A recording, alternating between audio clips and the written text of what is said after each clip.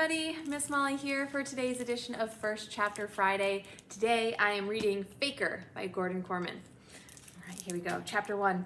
The dog is enormous, a purebred Great Dane, every inch a champion. His coat is a silvery gray, thick and shiny. His name is Lord Gladstone, who Dad says was a British Prime Minister from way back in the day. That makes sense because the one word that describes this animal is dignified. His massive head is held high, reaching all the way to my shoulders and almost up to Dad's. His sleek body is motionless, even though we're in the middle of an open field with endless directions to explore and butterflies to chase. Lord Gladstone is above all that. Some training, huh, Trey? Dad observes. He's holding a leash, but it's slack. The dog is the picture of self-control. He's awesome, I agree. The helicopter appears as a dot in the sky, growing larger and more detailed as it approaches. The wind comes up as my craft hovers briefly overhead, then begins to descend. I raise my hands to my ears, but the roar doesn't bother Lord Gladstone. He doesn't move a millimeter, except for the slight rustling of his ears. The chopper comes down on a flat section of grass about 40 yards in front of us. We hang back as the motor dies and the rotor slows down and stops. Mr. McAvoy unfolds himself from the passenger seat of the bubble and starts towards us. I've met him a couple times before. Rudy, my roommate at the Spielman school, is his son. The McAvoys are pretty rich. That's not unusual for Spelman, which is a fancy boarding school. I've done a lot of schools like this. My family isn't rich, but Dad needs to be close to people who are. It's important for his line of work.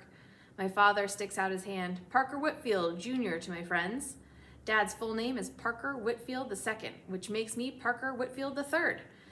Those weren't our names 4 months ago, and they won't be our names 4 months from now. But it works. No matter what we call ourselves, he's always Junior, and I'm always Trey.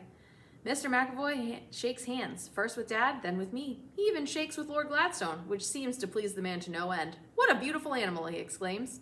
Mr. McAvoy then inspects the Great Dane like a man who's used to being around dogs but isn't really an expert on them.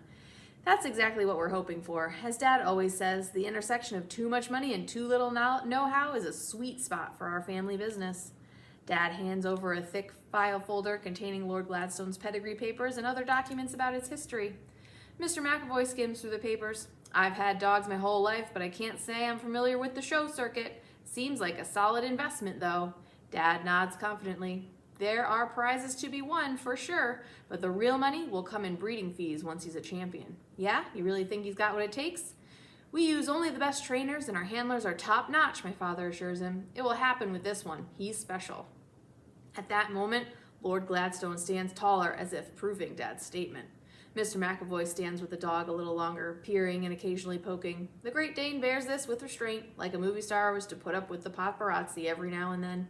At last, McAvoy takes out a check and hands it over to my dad. My investment in full?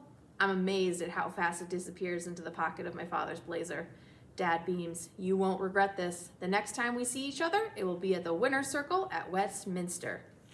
All right, my friends, that's the first couple pages of Gordon Korman's Faker. If you like the sound of this story and you want to keep reading it, stop on by and pick it up. And if not, we've got a ton of other things that I'm sure you'll like, so come on in and see us. All right, thanks. Bye.